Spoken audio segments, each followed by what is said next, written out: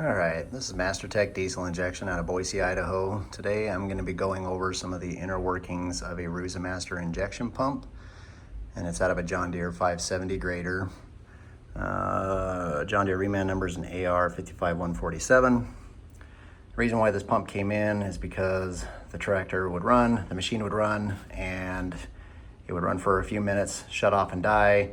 You'd have to let it sit for about an hour, then you'd go and crank on it, and it would start again, run for a while, and then shut off again. Very common symptoms on these. And what causes that? You see all this black debris down inside? That black debris is actually coming from your governor flex ring. And this governor flex ring should look like this, but over time they break down, they get hard and brittle, and they start to crumble. And once they start to crumble, they start to plug up the return port coming out the return. You got your return fitting, and so that return fitting will get obstructed, back pressurize the pump and shut the pump off. And then over time, the debris will start to fall and drop back down to the bottom of the injection pump.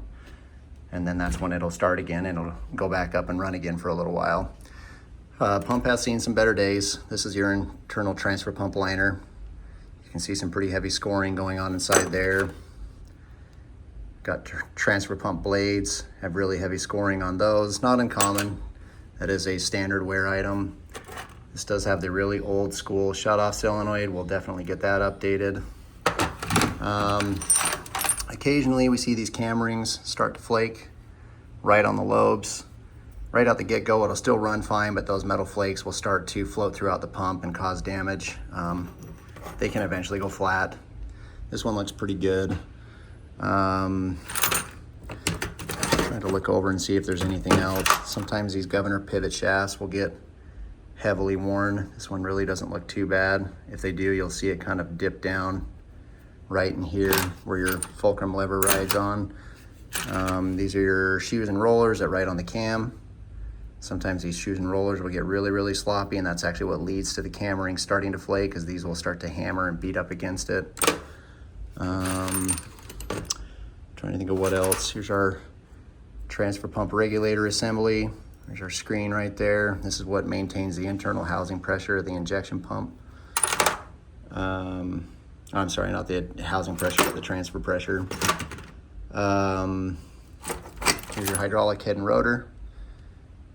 This is what actually pumps the fuel. You'll have your pumping elements right here, your pumping plungers.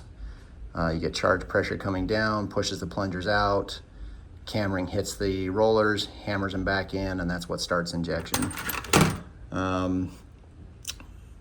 Couple other recommendations I would suggest is if you do have a Roosa Master injection pump that does have this failure where you do get this really heavy black debris, pull your injectors and send them in for testing as well. If that debris gets inside your injectors and obstructs the injectors, it can actually create a back pressure through your hydraulic head and rotor assembly, and it'll put side thrust on this assembly, and it'll actually seize your injection pump. And unfortunately, that is a non-warrantable failure. That is beyond the pump's control. So do yourself a favor and pull those injectors and get them tested at the same time. So we'll go ahead and get all the parts ordered up for this thing. We'll get it cleaned up and prepped, ready for calibration, and I'll follow up with a video of the pump being calibrated.